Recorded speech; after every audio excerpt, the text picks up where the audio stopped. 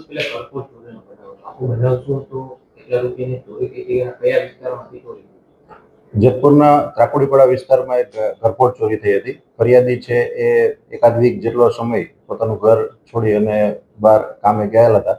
એ દરમિયાનમાં એના ઘરમાં ચોરી થયેલાનું માલુમ પડતા તેણે ફરિયાદ દાખલ કરાવતા જેતપુર સિટી પીઆઈ તેમજ એમના સ્ટાફે એમાં હ્યુમન સોર્સિસ તેમજ સીસીટીવી ફૂટેજ વગેરે ટેકનિકલ સોર્સિસથી મહેનત ચાલુ કરેલ અને આ ગુનાનો જે અંજામ આપનાર હતા તેમને પકડી અને તેમની પાસેથી રોકડ મુદ્દામાલ તેમજ આ ગુનામાં ગયેલ સોના ચાંદીનો જે ચેન અને બુટ્ટી અને બંગડી કે એવું જે હતો એ બધાને રિકવર કરવામાં આવેલ છે અને આરોપી છે એને પણ હસ્તગત કરવામાં આવેલ છે.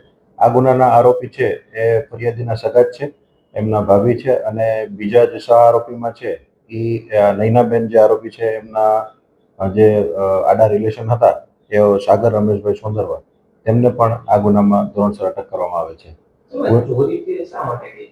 આ ચોરી છે એ નૈનાબેન જે ગોહેલ છે તેમણે પોતે પહેલા એમના જે પહેલા જેની સાથે આડા સંબંધ હતા સંદીપ કરીને, તેમના નામે એક મુથુટ ફાઇનાન્સમાં ગોલ્ડ લોન કરાવેલી હતી.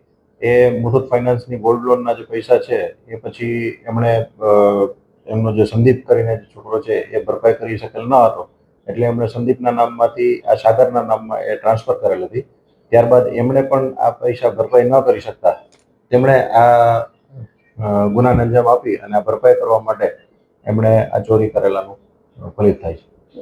ચોરી છે એનો બંને વચ્ચેનો સંબંધ શું છે, ફરિયાદી અને જે આરોપી છે? ફરિયાદી છે જે એમના જે નાના ભાઈ છે એમની વાઈફ છે એ જ આ ગુનાના જે આરોપી છે એમાં આવે છે. જ્યાં તસ્કરો જેમને ચોરી કરે ત્યારબાદ જે જ્વેલર્સમાં સોનું વેચ્યું એમની સામે અત્યાર સુધી કોઈ ગુનો રજીસ્ટર નથી કરવામાં? જે આ ગુનાના જે મુદ્દામાલ રિકવર કરવામાં આવેલ છે તેમણે પણ અત્યારે આપણને જે મુદ્દામાલ રજૂ કરેલ છે તેમની પણ અત્યારે તપાસ ચાલુ છે. ગુનાના મુદ્દામાલ જે રિકવર થયેલ છે તેમની પણ ધોરણસર કાર્યવાહી કરવામાં આવશે. આ ગુનામાં કોની કોની અટકાયત કરવામાં આવી?